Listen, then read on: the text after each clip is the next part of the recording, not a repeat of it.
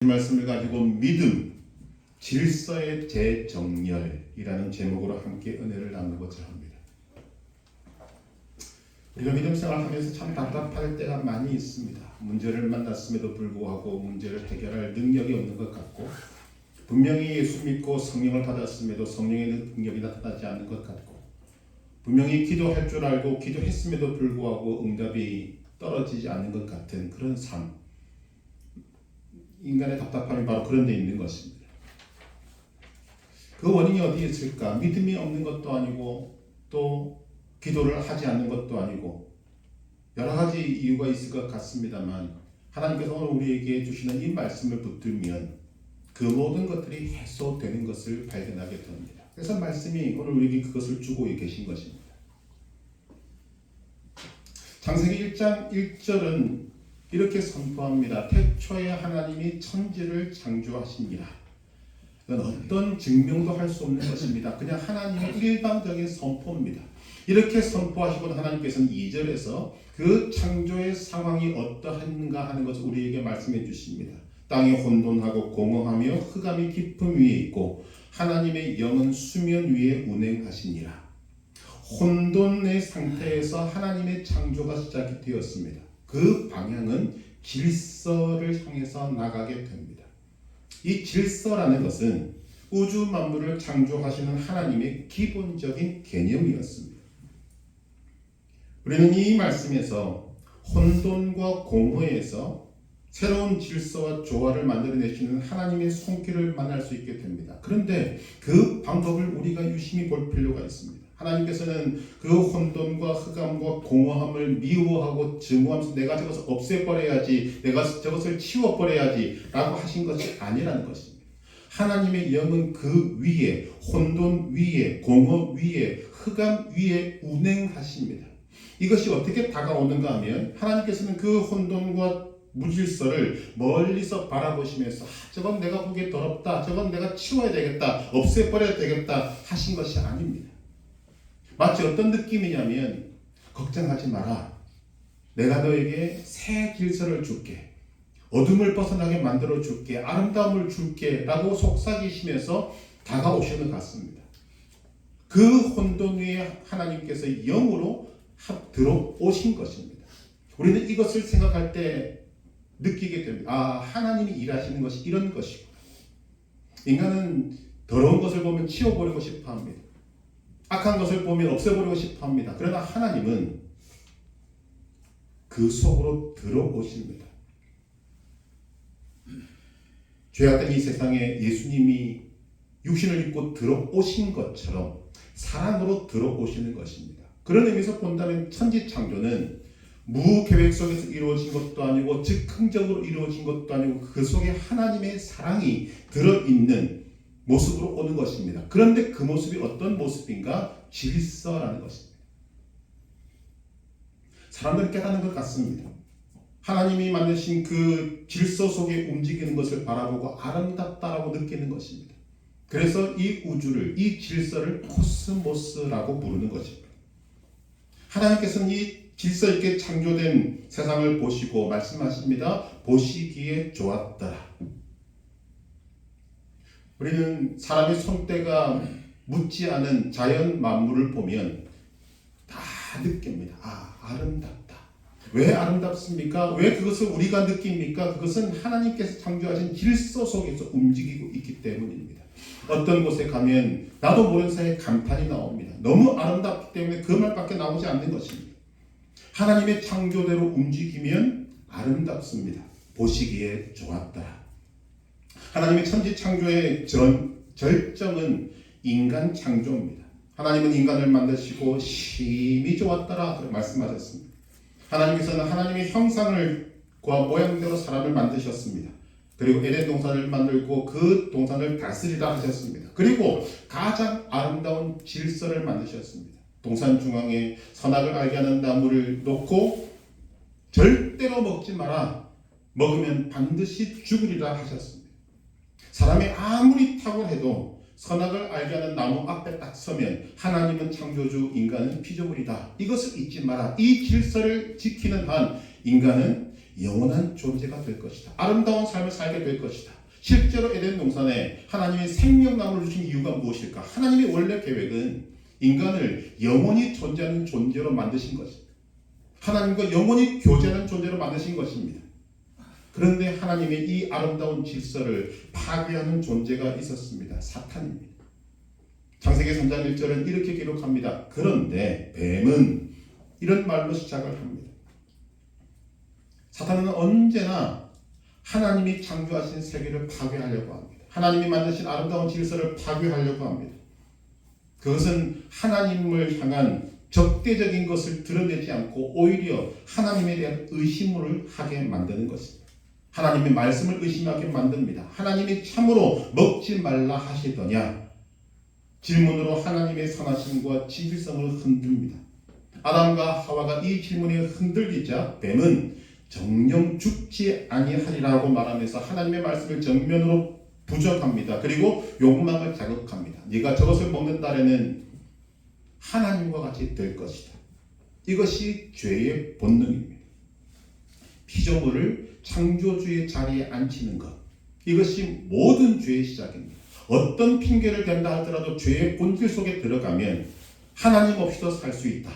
나는 하나님처럼 될 것이다. 라는 이것이 숨어있게 된다는 것입니다. 사탄의 유혹에 넘어가서 죄를 범한 후에 인간의 모습은 급속도로 달라집니다.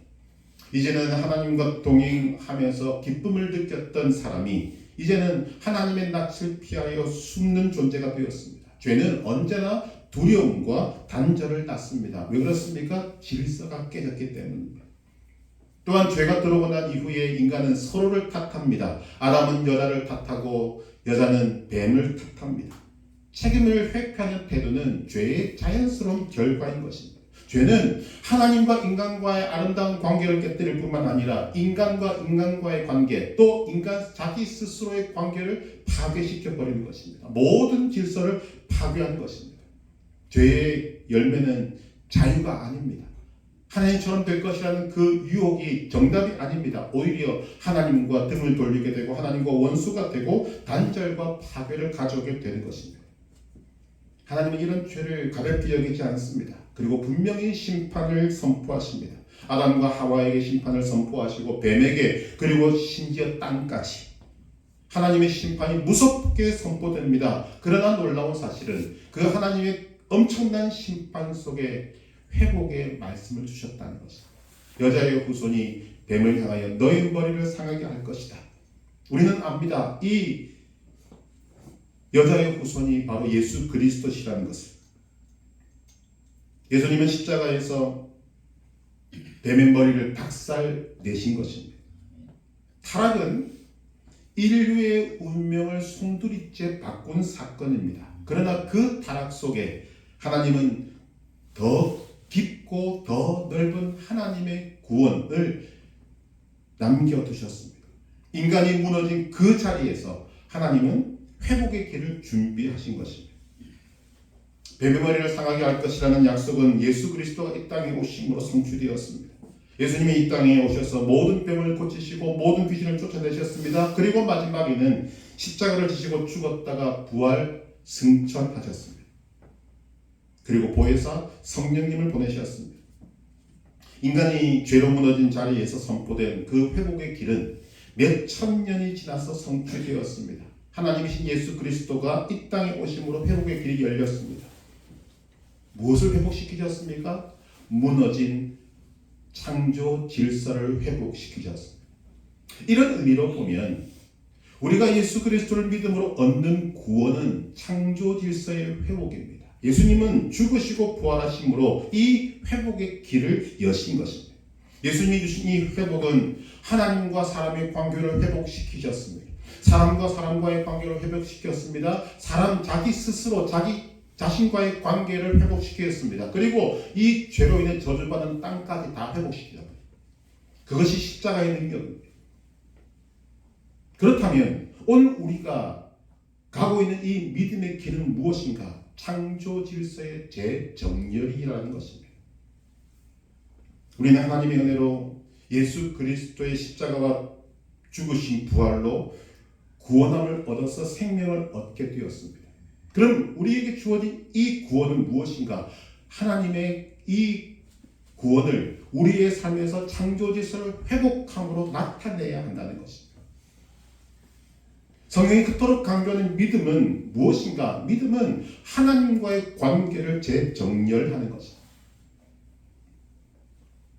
믿음으로 얻은 구원은 하나님과의 관계를 재정렬합니다. 타락은, 죄는 하나님과의 인간의 관계를 파괴시켜 버렸습니다. 그러나 예수님은 하나님과의 관계를 회복시키셨습니다. 재정렬시키신 것입니다. 하나님과 원수되었던 우리가 하나님의 친구가 되었습니다. 하나님의 자녀가 되었습니다. 요한복음 1장 12절 영접하는 자 곧 그 이름을 믿는 자들에게는 하나님의 자녀가 되는 권세를 주셨으니. 여러분, 아담은 죄 없이 창조되었습니다. 그런데 오늘 죄 있는 모습으로 하나님의 은혜로 예수 그리스도를 믿어 구원받은 저와 여러분들은 아담보다 훨씬 더 높은 존재가 되어 있는 것입니다. 하나님의 자녀가 되었습니다. 하나님께서는 이 예수 그리스도로 말미암아 우리에게 오는 이 회복을 단순히 창조 질서를 회복하는 것뿐만 아니라 그 회복을 극대화시켜 버리신 것입니다. 인간은 하나님과 같이 될 것이라는 유혹을 받고 죄를 짓고 죄인이 되었지만 이제 예수 그리스도를 통하여서 우리는 예수 그리스도를 주와 그리스도로 믿고 섬기는 존재가 된 것입니다. 나는 죽고 그리스도로 사는 것입니다. 여러분, 이 관계를 누가 제일 기뻐하는가? 하나님께서 가장 기뻐하십니다. 그래서 예수 그리스도의 십자가 죽으심과 부활은 하나님의 가장 큰 기쁨이 되는 것입니다. 그리고 또한 이것은 저와 여러분들의 기쁨이 되어야 됩니다. 믿음은 이렇게 하나님과 우리와의 관계가 재정렬되는 것입니다. 또한 두 번째로 믿음은 무너진 하나님의 질서를 재정렬하는 것입니다. 무너진 하나님의 질서를 회복시키는 것입니다. 예수님이 이 땅에 3년을 사역하시고 십자가를 지셨습니다. 3년이든 3년 반이든 어쨌거나 예수님이 이 땅에서 계시는 동안 하셨던 사역을 3대 사역이라고 부릅니다. 세 가지 일을 크게 하셨습니다. 첫째, 천국 복음을 전파하셨습니다. 두 번째, 천국의 내용을 가르치셨습니다. 그리고 고치셨습니다. 이 세 가지 사역이 전부 다 무엇을 가르치는가? 무너진 창조 질서를 재정렬시키신 것입니다.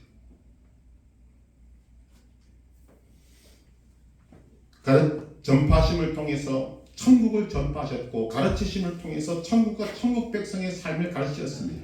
그런데 더 놀라운 것은 고치심을 통해서 실제로 무너진 인간의 몸과 영혼을 다 회복시키신 것입니다. 여러분, 병이 들었다는 것이 무엇입니까? 몸의 질서가 무너지고 파괴된 것입니다. 그렇지 않습니까? 병은 우리 몸에 하나님이 아름답게 창조하신 질서가 파괴된 것입니다. 예수님은 모든 병을 고치심으로 몸의 질서를 회복시키셨습니다.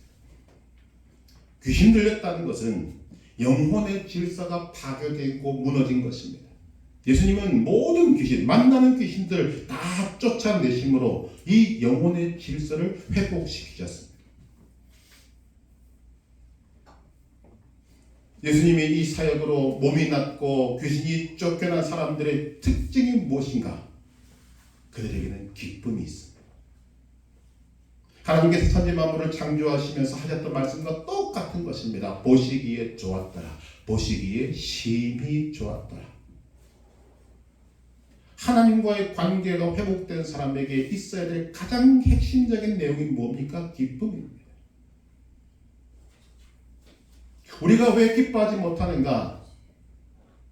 솔직히 말하면 이 구원의 기쁨을 내 것으로 삼지 못하기 때문입니다. 이 구원의 기쁨이 얼마나 큰 것인가를 내가 알지 못하기 때문입니다. 결국 무슨 말인가? 내가 하나님을 믿기는 믿는데 왜 내 마음속에 기쁨이 없는가 하면 이 구원의 의미를 잘 모르고 하나님이 예수 그리스도의 생명을 없애시면서까지 우리에게 주신 이 구원의 의미와 가치를 모르기 때문입니다. 하나님과의 관계가 얼마나 아름답게 회복되었는지를 모르기 때문입니다. 아는 사람은 기뻐할 수밖에 없습니다. 그래서 데살로니가전서에서 주님이 뭐라고 말씀하십니까? 항상 기뻐하라, 쉬지 말고 기도하라, 범사에 감사하라고 말씀하시는 것은 당연합니다. 예수 그리스도의 십자가 구원을 통해서 질서가 회복된 사람은 항상 기뻐할 수 있습니다. 질서가 회복된 사람은 하나님과의 관계가 회복된 것이 너무나 소중하기 때문에 기도할 수밖에 없습니다. 그래서 쉬지 않고 기도하는 것입니다. 질서가 회복된 사람은 기쁨과 마찬가지로 범사에 감사할 수밖에 없습니다. 여러분, 기쁨과 감사는 환경이 내게 좋은 결과를 주니까 기뻐하고 감사하는 것이 아닙니다. 지금 내게 주어진 상황이 괜찮으니까 기뻐하고 감사하는 것이 아닙니다. 기쁨과 감사는 믿음에서 나오는 것입니다. 항상 기뻐하라, 쉬지 말고 기도하라, 범사에 감사하라. 이것이 그리스도 예수 안에서 너희를 향하신 하나님의 뜻입니다. 오늘 많은 사람들이 기뻐하지 못하고 감사하지 못하는 이유가 무엇인가? 우리는 결과가 내게 좋기만을 기다립니다. 상황이 내게 좋기만을 기다립니다. 그래야 내가 감사하지, 그래야 내가 기뻐하지. 아닙니다. 우리가 숱하게 들었던 모든 믿음의 사람들의 공통점이 무엇인가? 그들은 환경이 좋지 않아도 기뻐했고 환경이 자기를 힘들게 만들어도 감사했습니다. 결과가 내게 좋으니까 기뻐하고 감사하는 것이 아니라 먼저 감사하고 먼저 기뻐했습니다. 그리고 그 기쁨과 감사의 열매를 우리가 거두게 되는 것입니다. 우리가 상황이 어떠하든 상관없이 믿음으로 기뻐하고 믿음으로 감사할 때 그 결과는 하나님이 영광을 받으십니다. 하나님이 기뻐하신다는 것입니다. 시편 50편 말씀에 뭐라고 이야기합니까? 감사로 제사를 드리는 자가 나를 영화롭게 하나니 내가 그에게 구원을 보이리라. 오늘 우리의 삶에 왜 하나님의 역사가 나타나지 않는가? 먼저 믿음으로 기뻐하지 않고 감사하지 않기 때문에, 즉 하나님이 내리신 질서를 따라 나아가지 않기 때문인 것입니다. 기쁨과 기도와 감사는 하나님의 질서가 회복된 사람들의 특징입니다. 그러기 볼 때 세 번째로 믿음 생활은 무엇인가? 하나님의 질서가 무너지지 않도록 유지하는 것입니다. 우리가 주 예수 그리스도를 믿음으로 하나님과의 관계가 회복되었습니다. 하나님의 질서가 재정렬된 것입니다. 그런데 왜 믿음 생활은 하나님의 질서가 무너지지 않도록 해야 하는가? 이유는 우리에게 원수가 있기 때문입니다. 사탄 때문입니다. 사탄은 하나님의 질서를 파괴하는 존재입니다. 사탄은 하나님이 만드신 모든 것을 파괴하려고 합니다. 특히 하나님께서 좋아하시고 기뻐하시는 것은 무엇이든지 파괴하려고 합니다. 에덴 동산에서 왜 사탄은 아담과 하와를 유혹했을까? 꼴 보기 싫은 겁니다. 하나님의 형상과 모양대로 지음받은 인간을 보니까 화가 나는 것입니다. 어떻게 하면 저들을 무너뜨릴 수 있을까? 여기에 골몰하게 되어서 유혹하고 무너뜨리게 된 것입니다. 하나님의 형상대로 지음받은 인간을 타락시키고 하나님이 기뻐하는 질서를 파괴하려는 것, 그것이 사탄의 오로지 유일한 목적입니다. 그리고 그 사탄은 지금도 마찬가지입니다. 오늘 말씀 이렇게 선포합니다. 하나님은 무질서의 하나님이 아니시오 오직 화평의 하나님이시니라. 하나님은 질서의 하나님이십니다. 사탄은 하나님이 만드신 그 질서를 파괴하려고 합니다. 하나님이 만드신 질서를 파괴하는 것이 곧 하나님을 대적하는 일이 되고 하나님이 만드신 세상을 어지럽게 하고 파괴하는 일이기 때문입니다. 여러분, 인류 최초의 살인이 어디서 일어났습니까? 아름다워할 가정에서 일어났습니다. 형이 동생을 죽인 것입니다. 무슨 말이냐? 하나님이 만드신 질서가 파괴된 것입니다. 오늘 우리가 세상을 바라보면서 드는 생각이 무엇입니까? 질서가 파괴되었구나.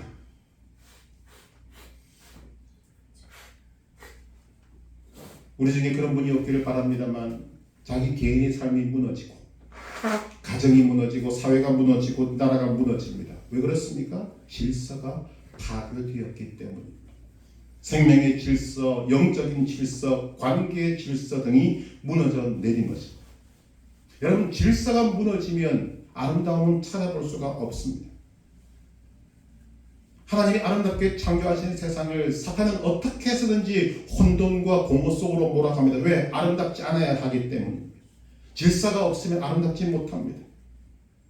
인생에는 하나님이 만드신 분명한 질서가 있습니다. 질서를 파괴하면 죄가 찾아들고 마침내 멸망과 파괴가 나타나게 되는 것입니다. 이것이 사탄이 좋아하는 것입니다. 사탄은 질서의 파괴자이기 때문입니다. 그래서 타락을 이렇게 표현하기도 합니다. 타락은 질서가 무너진 것이다. 하나님의 질서가 무너진 것은 하나님께서 엄히 다루십니다. 여러분이 성경을 보시면서 할 때 이해가 안 되는 부분을 이 측면에서 보시면 이해가 됩니다. 창세기 9장에 보면 홍수 이후에 노아가 큰 실수를 범합니다. 포도주를 과하게 마시고 잠이 들었는데 그만 하체를 드러내놓고 잠이 들었습니다. 그때 노아의 세 아들 셈, 함, 야벳 중에 가운데 함이 이 모습을 보고 형과 동생에게 퍼뜨립니다. 그런데 조롱하고 흉을 보고 비웃었습니다. 그러나 셈과 야벳은 그 말을 듣고는 겉옷을 가져다가 뒤로 걸어 들어가서 아버지 하체를 보지 않고 덮어줍니다. 자미께 노아가 이 사실을 알고 함은 무섭게 저주하고 셈과 야벳은 크게 축복합니다. 하나님 우리에게 뭘 보이시는가?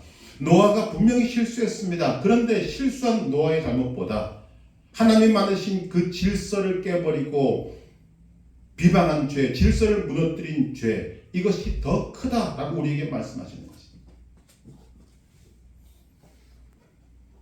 민수기 12장에 보면 모세가 피부가 검은 구스 여자를 아내로 얻습니다. 그때 모세의 누나인 미리암과 형 아론이 이때가 기회다 하고 모세를 비방하며 공격합니다. 너만 하나님과 대화하냐? 우리도 하나님과 대화한다 라고 하면서 모세를 공격합니다. 이때 하나님께서 미리암과 아론을 책망하시고 미리암에게는 나병이 들게 하셨다가 모세가 간절히 기도함으로 일주일 만에 나병이 났습니다. 분명히 육신적으로는 미리암과 아론이 모세보다 위입니다. 형이고 누나입니다. 그러나 영적으로 볼 때 하나님이 세우신 지도자는 모세입니다. 이 질서를 무너뜨린 아론과 미리암이 하나님의 책망을 받는다는 것입니다. 반면에 회복은 질서의 회복입니다. 하나님과의 관계 회복, 이웃과의 관계 회복, 나 자신과의 관계 회복. 관계 회복이 무엇인가 하면 곧 질서의 회복입니다. 하나님이 정하신 것을 지키는 것이 질서를 지키는 것이고 이것이 곧 회복이라는 것입니다. 개인에도 가정에도 교회에도 세상에도 자연에도 모든 것 속에 창조주 하나님의 그 질서가 존재합니다. 이 모든 것이 질서를 따라 행할 때 아름다운 것입니다. 그래서 우리가 자연을 볼 때 감탄하게 되고 과학자들이 이것을 수치적으로 계산해 놓은 것을 보면 정말 기가 막힐 만큼 부인할 수 없을 만큼 놀라운 질서가 그 속에 있다는 것입니다. 질서를 회복시키는 것이 하나님의 방법입니다. 그리고 하나님께서 하나님의 자녀가 된 저와 여러분들에게 그것을 요구하시는 것입니다. 너의 삶에 하나님의 창조 질서를 재정렬시켜라, 회복시켜라. 우리의 삶에서 가장 중요하게 여겨야 될 회복은 예배의 회복입니다. 예배가 무엇입니까? 하나님께 최고의 것을 드리는 것입니다. 예배를 통해 하나님이 세우신 이 질서를 재정렬하고 마음과 뜻과 정성과 목숨을 다해 하나님을 높이는 것이 예배입니다. 더 엄밀히 들어가면 예배는 나를 다시 한 번 더 하나님의 세우신 선악을 알게 한 남 앞에 세우는 것입니다. 그리고 그 앞에서 고백하는 것입니다. 주님, 이곳에서 아담은 하나님이 되고자 했습니다. 그러나 저는 이 예배의 자리에서 저는 하나님이 되고 싶지 않습니다. 저는 하나님의 피조물로 살기를 원합니다. 나는 그런 존재임을 고백합니다. 인정하고 주님을 높이는 것이 예배라는 것입니다. 이런 예배가 회복될 때 여러분의 삶이 회복됩니다. 하나님과의 관계를 재정렬시킬 때 이제 여러분들의 삶에 성령이 운행하기 시작하신다는 것입니다. 하나님은 아름다운 질서로 회복된 예배를 통해서 복을 주십니다. 결국 무슨 말인가 하면 예배에 성공하는 말이 여기서 나오는 것입니다. 예배에 실패하면 하나님과의 가장 아름다운 관계가 무너진 것이기 때문에 그 인생도 실패할 수밖에 없습니다. 복 바랄 수가 없습니다. 왜? 하나님과의 관계가 무너졌는데 어떻게 하나님이 복을 주십니까? 반대로 예배가 회복되면 인생은 회복을 향해 나가게 되고 하나님이 중단시키셨던 하나님의 복을 내려주시게 되고 하나님이 세우신 질서 안에서 우리는 행복한 삶을 살게 되는 것입니다. 데살로니가전서 말씀을 통해서 기쁨, 기도, 감사는 하나님의 질서가 회복된 사람의 특징이라고 말씀드렸습니다. 여러분, 기도 응답도 회복의 소원입니다. 질서의 재정렬의 소원입니다. 회복된 사람이 하나님을 믿고 말씀에 순종해서 기도하면 응답받습니다. 인생을 살아보니까 여러분, 우리에게 얼마나 많은 기도 제목이 있습니까? 그런데 기도 제목이 아무리 많아도 기도 안 하면 응답 없습니다. 야고보서 4장 2절 3절에서 뭐라고 이야기합니까? 너희가 얻지 못하면 구하지 아니하기 때문이요 구하여도 받지 못하면 정욕으로 쓰려고 잘못 구하기 때문이라. 이 문제는 여러분 속에서 회복된 모습으로 주님과 담판제된 부분이지만 그런데 정욕으로 쓰려고 잘못 구하는 것도 아닌 것 같은데 응답받지 못하는 기도가 더 많은 것 같습니다. 분명히 기도는 하는데 기도의 응답이 내게 잘 오지 않는 것 같습니다. 그래서 우리는 오늘 이 문제를 주님 앞에서 심각하게 생각해 봐야 됩니다. 혹시라도 이 하나님이 기뻐하시는 질서가 회복되지 않은 것은 아닌가. 그리고 기도도 무턱대고 하는 기도 하나님이 응답하시지 않습니다. 그런데 제가 목회를 하면서 보니까 사람들은 무턱대고 기도하려는 경향이 있는 것 같습니다. 그냥 모든 것이 다 내게 중요하고 급한 것인데 그래서 앞뒤 없이 무조건 달라고 합니다. 주세요, 주세요, 주세요 한다는 거죠. 물론 하나님 앞에 우리가 주세요 해야 됩니다. 우리는 그렇게 하나님으로부터 받아서 살 수밖에 없는 존재입니다. 그러나 하나님은 무질서의 기도에 응답하지 않습니다. 하나님은 질서의 기도에 응답하십니다. 하나님은 기적을 행하셔도 하나님의 질서 안에서 행하기를 기뻐하십니다. 요즘 솔직히 그런 것들을 좀 찾아봅니다. 예수님의 말씀은 말할 것도 없고 예수님은 어떤 병이든지 만나면 다 낫게 하셨습니다. 어떤 귀신을 만나도 다 쫓아내셨습니다. 그런 능력이 일부를 받은 사람들이 지금 전 세계에서 그 사역을 하고 있습니다. 찾아봅니다. 왜 예수님은 모든 병을 다 고치셨을까? 왜 예수님은 모든 귀신을 다 쫓아내셨을까? 왜 그리고 저 사람들은 지금도 그 병을 고치고 있는가? 왜 귀신을 쫓아내고 있는가? 오늘 말씀이 그 답인 것입니다. 우리 안에 하나님과의 바른 질서가 재정렬되었는가? 굉장히 중요한 문제더라. 열왕기상 18장에 보게 되면 이스라엘 땅에 3년 6개월 동안 가뭄이 들었습니다. 심각한 문제입니다. 그래서 왕의 허락을 받아서 엘리야와 그리고 바알 선지자들이 대결을 벌입니다. 바알 선지자들은 하루 종일 그들의 신을 불렀지만 아무런 응답이 없습니다. 심지어 칼과 창으로 그들의 몸에 상하게 하면서 피를 흘리면서까지 하루 종일 부르짖었는데 떠들었는데 아무 소리도 없고 응답하는 자도 없고 돌아보는 자도 없습니다. 즉 신이 없다는 것입니다. 이제 그들이 손을 놓자 엘리야가 나섭니다. 그런데 여러분 그래서 이 말씀을 잘 읽어보셔야 됩니다. 엘리야의 순서가 되었을 때 엘리야는 기도부터 하지 않았다는 것입니다. 엘리야가 제일 처음 한 것이 무엇입니까?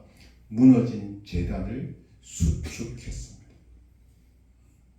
먼저 무너진 여호와의 제단을 수축했습니다. 이스라엘 12지파를 상징하는 다듬어지지 않은 돌, 큰 돌 12를 취하여서 제단을 쌓았습니다. 제단 위에 제물을 올렸습니다. 그리고 나서야 기도합니다. 불을 내려주시옵소서. 물을 흥건히 부어서 철철 차고 넘치게 만든 그 제단 위에 불을 내려다 그때서야 기도한다는 것입니다. 하나님께서 그 기도를 들으셨습니다. 열왕기상 18장 38절 이에 여호와의 불이 내려서 번제물과 나무와 돌과 흙을 태우고 또 도랑의 물을 핥은지라.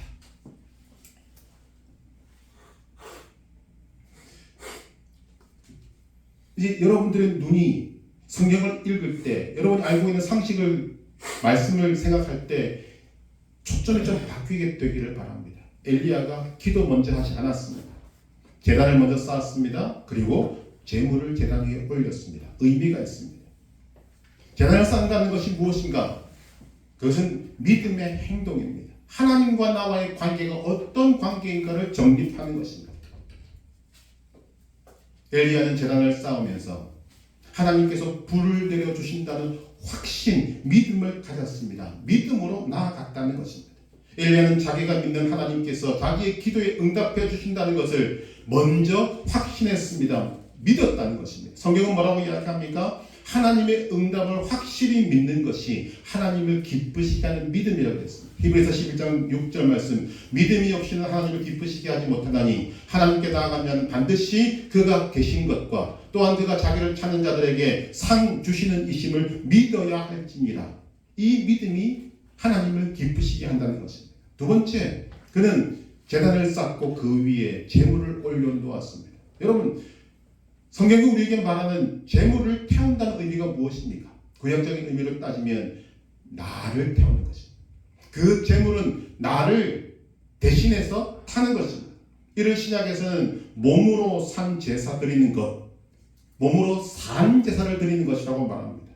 그리고 이런 예배를 하나님은 기쁘게 받으신다고 말씀하십니다. 요한복음 4장 23절 아버지께 참되게 예배하는 자들은 영과 진리로 예배할 때가 오나니 곧 이때라. 아버지께서는 자기에게 이렇게 예배하는 자들을 찾으시느니라. 엘리야는 기도하기 전에 먼저 제단을 쌓음으로써 하나님과 자신의 관계를 확정지었습니다. 질서를 재정립했습니다. 그리고 기도할 때 하나님께서는 엘리야의 믿음이라는 질서를 통해서 불을 내리셔서 하나님은 영광을 받으시고 엘리야의 기도에 응답하시고 내가 살아있다라는 것을 만방에 알려주신 것입니다. 오늘 우리가 믿음 생활을 한다는 것 의미가 무엇인가? 이 관계를 늘 우리의 삶에 가져오는 것입니다. 왜 우리가 왜 이러냐라고 삶을 한탄하는가? 하나님과의 이 관계가 바르게 되지 않기 때문에. 왜 우리가 문제만 만나면 내 믿음이 흔들리고 응답이 더디게 올 때 내 삶 기초가 흔들리는가? 하나님과 나와의 관계가 바르게 재정렬되지 않기 때문입니다. 마태복음 6장에는 제자들이 예수님께 기도는 어떻게 하는 것입니까? 물었더니 예수님이 말씀하십니다. 너희는 이렇게 기도하라. 그리고는 주기도문을 가르쳐 주십니다. 여러분, 예수님이 직접 가르치신 기도입니다. 얼마나 중요한지 모릅니다. 우리가 조금 전에도 장로님 기도 이후에 주기도문 하지 않았습니까? 적어도 우리가 주일날 두세 번 주기도문으로 기도합니다. 그런데 그 주기도문이 여러분의 삶에 이루어지는 감동이 있으십니까? 이루어지고 있다는 확신이 있으십니까? 왜 주기도문을 그렇게 주님은 가르치셨고 이렇게 기도하라 가르치셨는데 왜 나는 그 기도를 하는데 왜 내게 그 주기도문이 이루어지지 않는 것입니까? 이유는 주기도문을 우리가 주문 외우듯이 하기 때문에 중언부언하기 때문입니다. 주기도문은 그렇게 하는 것이 아닙니다.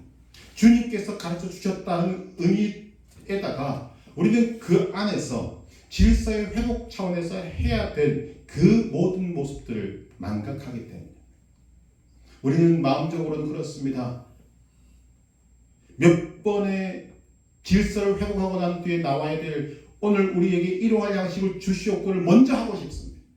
하나님 이것이 중요하니까 이것이 내게 필요하니까 주세요라고 먼저 하고 싶지만 그렇게 기도할 때 응답이 오지 않습니다.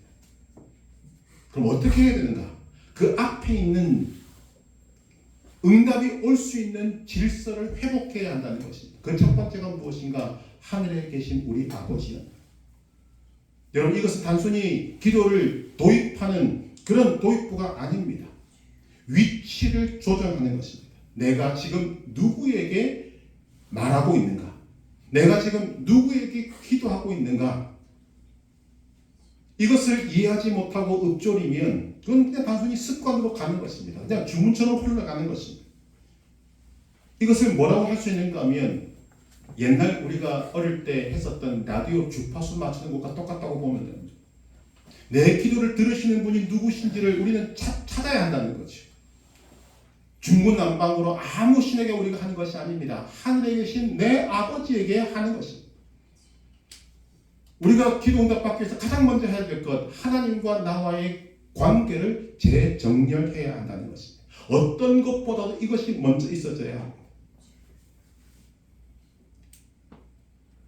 내 기도를 들으시는 분은 내 아버지십니다. 나는 하나님의 자녀입니다. 그래야 기도가 성립이 된다는 거죠. 여러분, 하나님이 내 아버지가 아닌데 내 기도를 들어줄 이유가 뭐가 있습니까? 하나님이 우리의 예배를 받으시는 분이라는 명확한 관계 설정이 되지 않은데 우리가 예배를 드리면 무슨 소용이 있냐는 거죠.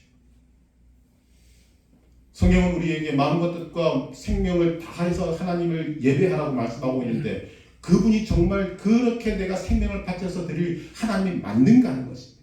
그것을 먼저 정하라는 거죠. 하나님은 우리 아버지십니다. 근데 그 아버지는 하늘에 계십니다. 전지전능하십니다.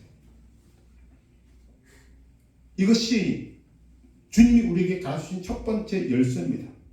그런데 이것은 시작일 뿐입니다. 주기도문은 이렇게 연결됩니다. 이름이 거룩히 여김을 받으시오며. 여러분, 이 부분부터 기도가 사실은 무거워집니다. 이 기도는 영역을 설정하는 선언입니다. 어떤 이름이 내 삶의 영역, 내 기도의 영역에서 권위를 가지는가? 이름을 거룩하게 한다는 것은 내 삶의 권위를 가지고 행사하실 그분의 이름을 높이고 절대적인 우선순위를 두는 것입니다. 주님이 내 삶을 다스리셔야 합니다. 이 의미라는 거죠. 여러분, 사람은 반드시 누군가의 지배를 받습니다. 그러니까 결국 무슨 말인가 하면 내 삶의 영역을 지배할 분이 하나님이 아니시라면 그 이름을 내가 명확히 알지 못한다면 다른 어떤 존재가 주인의 자리를 차지한다는 것입니다. 그것이 예수 믿기 전에는 사탄 마귀였습니다. 이제는 주인이 바뀌었습니다. 이제는 그분이 나의 삶을 다스리셔야 합니다. 그것을 고백하는 것이 이름이 거룩히 여김을 받으시오며라는 것입니다. 주님이 나를 다스리셔야 됩니다. 주님이 내 삶을 다스리셔야 합니다. 그래야 내가 살 수 있습니다. 이 고백이죠.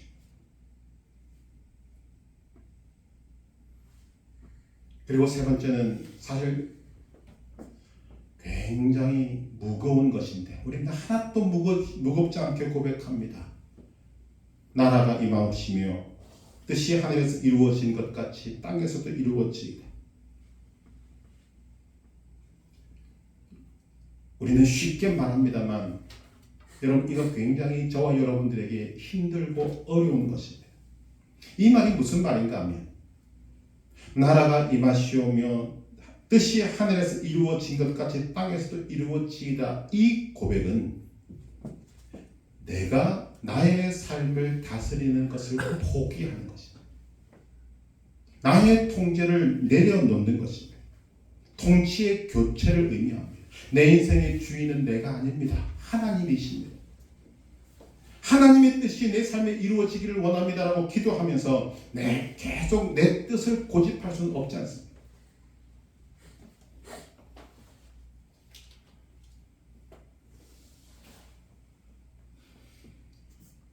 주님 앞에서 내 자신을 내려놓을 때 내 삶의 통치의 변화가 일어납니다.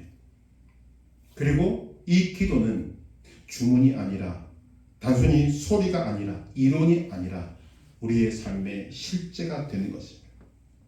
그리고 주님이 다스리시는 우리의 나라는 모래 위에 세운 집이 아니라 반석 위에 지은 집이 됩니다. 이 혼란한 세상, 어지러운 세상, 어려운 세상에서 흔들리지 않는 안정성을 가진 견고한 집이 형성되게 되는 것입니다. 왜? 주님이 다스리시고 주님의 뜻이 이루어지기 때문입니다. 이 세 가지 단계를 거치면서 하나님과 나와의 관계가 재정렬되고 난 다음에 우리가 그토록 바라던 기도가 나오게 됩니다. 오늘 우리에게 일용할 양식을 주시옵고.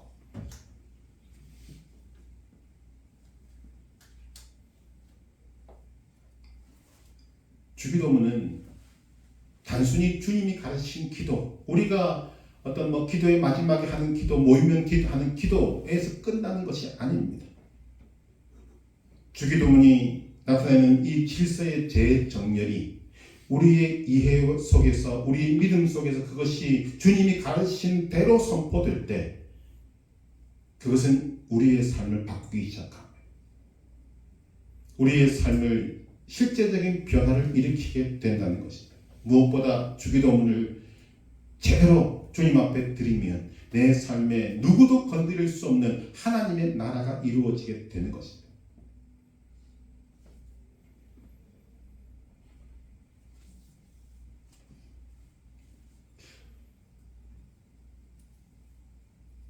여러분, 이 질서를 회복하고 재정렬하는 것이 얼마나 중요한가 하는 것을 제가 요즘 뼈저리게 체험하고 있습니다.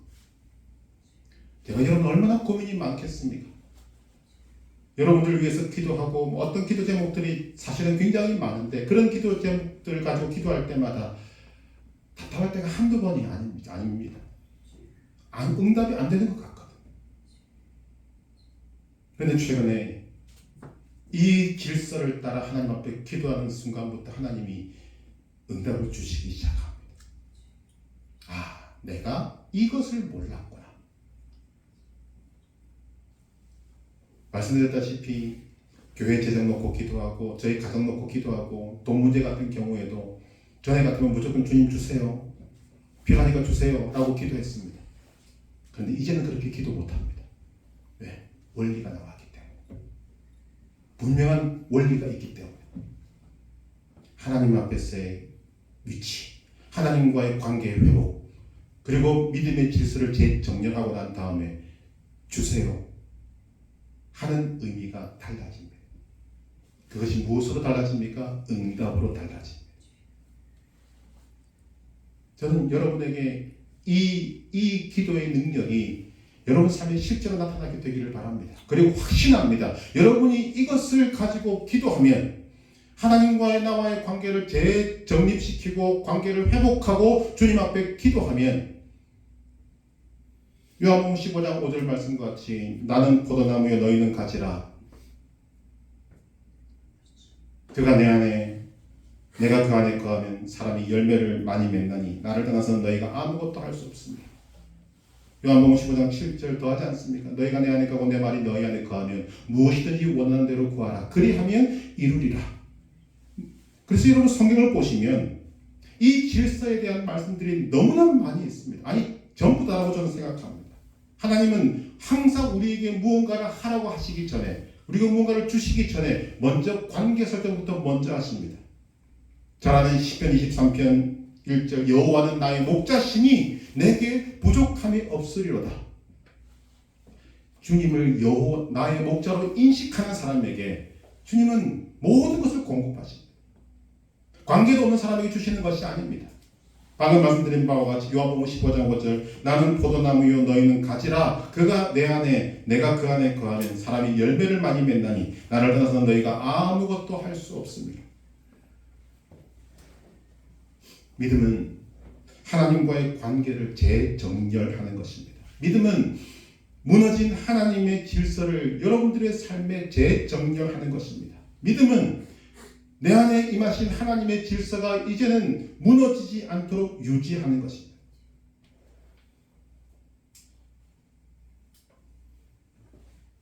어떤 일을 만났을 때, 어떤 문제가 있을 때, 여러분이 무언가를 기도해야 될 때 제일 먼저 해야 될 것이 무엇입니까? 하나님은 누구신가를 여러분 기억하셔야 됩니다. 하나님은 여러분의 아버지십니다. 여러분을 사랑하셔서 자기 아들을 죽기까지 내어주신 사랑의 아버지십니다. 하나님은 우리가 죽었다 깨어나도 사랑의 아버지십니다. 이것을 머릿속에만 두어도 사실 많은 문제가 해결됩니다. 하나님을 생각하셨다면 두 번째, 하나님과 나와의 관계를 생각하셔야 됩니다. 하나님은 죄인인 나를 예수 그리스도의 십자가로 하나님의 자녀 삼아 주셨습니다. 여러분 이 말을 기억하면 좋겠습니다. 하나님 여러분을 아담보다 더 높이셨습니다. 내가 하나님의 자녀가 됐다. 여러분 다 문제 끝난 건 아닙니까? 이것까지만 생각해도 다 문제가 해결되는 것이 성경의 원리입니다. 그리고 이 관계가 정립되었다면 믿음으로 하나님의 질서를 여러분들의 삶에 재정렬하시기를 바랍니다. 하나님과의 바른 관계, 즉 질서가 재정렬될 때 기쁨과 감사가 있고 기도가 응답되고 열매를 맺고 화평의 삶을 살게 되는 것입니다. 오늘 말씀, 하나님은 무질서의 하나님이 아니시오 오직 화평의 하나님이십니다.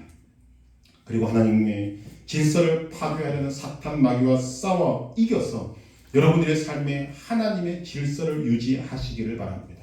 그런 자에게 하나님의 복이 하늘로부터 임하게 될 것입니다. 이 복을 다 받아 누리는 복된 성도들 되시길 주님의 이름으로 축복합니다.